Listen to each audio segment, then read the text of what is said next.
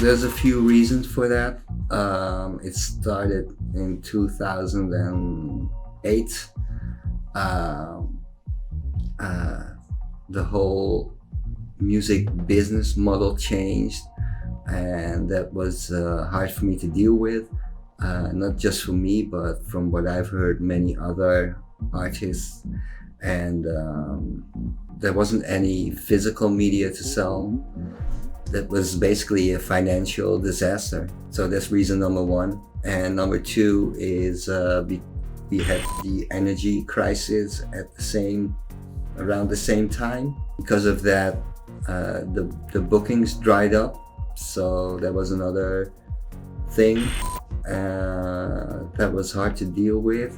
And probably because of those two reasons, I went into a depression. That took a long time to get out, but I succeeded in that with the help of friends. Yeah, and people who cared for me and people who love me. So yeah, the short version is life happens, you know. And so yeah, that was a tough time, very dark. But also another reason was I was just fed up with the music biz altogether. Not the music, but the business around it. And I'm what you would call like the sensitive artist. So you know, I'm not a businessman. I do music, and but anyway, I had to get away from that for a while, and those are the biggest reasons why I went away. The biggest change is like 7 years ago I felt like a has-been, and today people call me a legend. And I know that word gets thrown around a lot. It's nice to hear it. Anyway, it's nice for the ego, and it's also nice that people care. It's a sign of respect, and for me, it's nice to know that it's not for nothing, all the things you've done. When it comes to the music, I noticed that the music didn't change that much.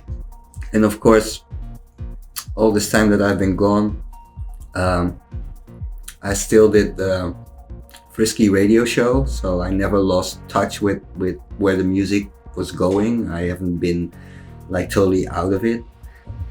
The only thing I noticed is that the tempo went down and that the quality went up.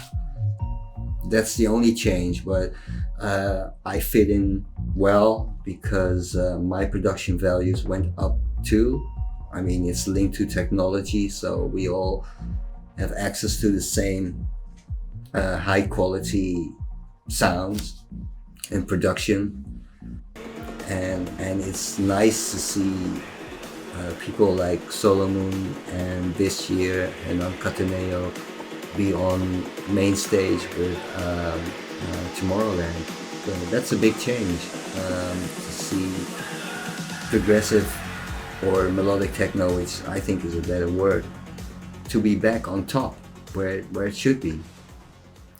So that's what I noticed.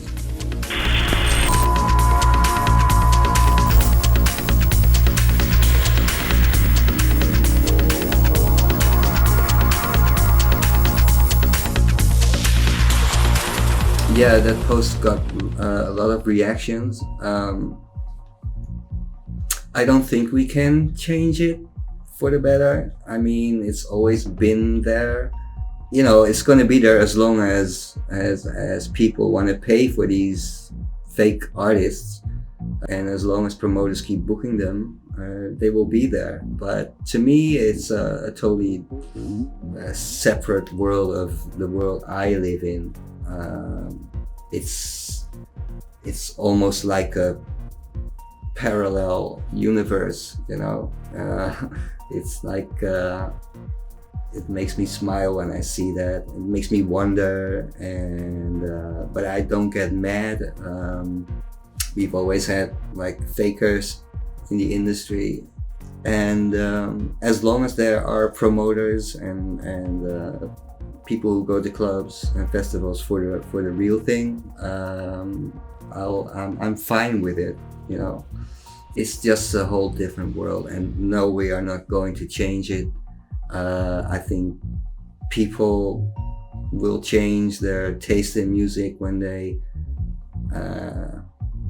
maybe get older, or when they feel like they've had enough, and then they come to us. So yeah, and all these likes are bought anyway. Everything is fake about the fake world. So you know, I think the scene in itself is healthy. Of course, it's gone very commercial. It's part of everyday life, electronic dance music. If there is a negative, it's because the festivals are so big, and there are so many of them.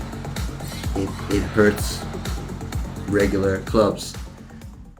I think clubs are struggling to compete with the festivals, and you know, you can only spend your money once. I like playing in clubs, and small clubs, big clubs, medium clubs, it doesn't matter. It's nice to be in a club that's sold out, and I just hope, you know, that's the only negative that I can find at this time now.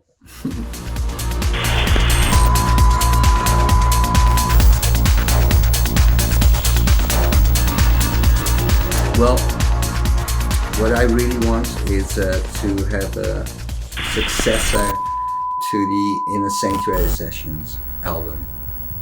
So yeah, I need to produce lots of new music and remixes, and then make an album out of it. That's what I want, and I think the fans deserve it. They've been listening to the same album for 20 years now, almost. So yeah, I think they deserve a next one, and I'm looking forward to doing it, because you know, when it comes to new music, for example, I've never done a vocal track, which is odd. I did the remixes, but I never had my own vocal tracks. So that's going to be a big focus. And so yeah, that's one of my goals.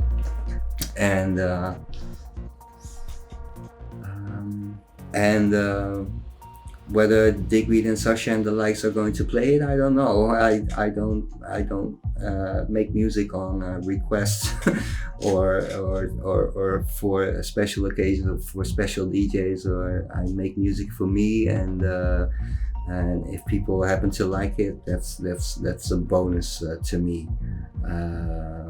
But yeah, of course, the more people who will that'll play it, the more the music gets out there, and the more people will hear it. So yeah, and that's it.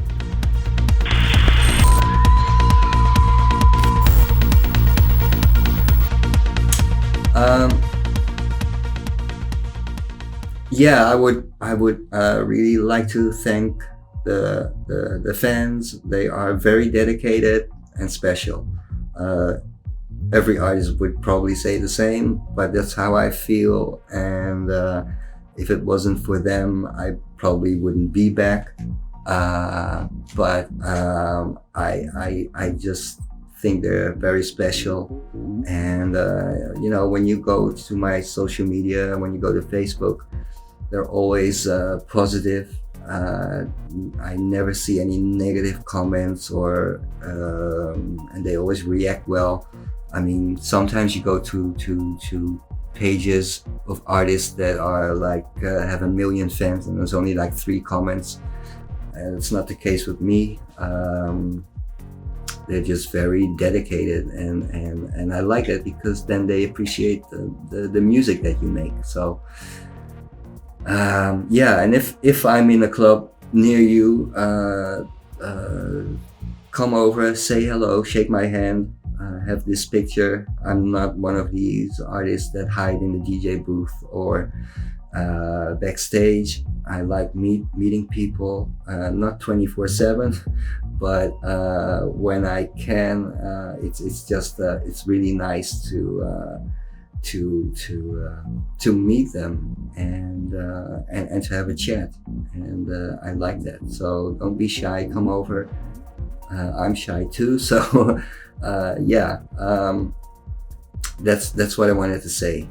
Just a big thank you, and I'm very grateful and thankful for the fans that I have. And that's it.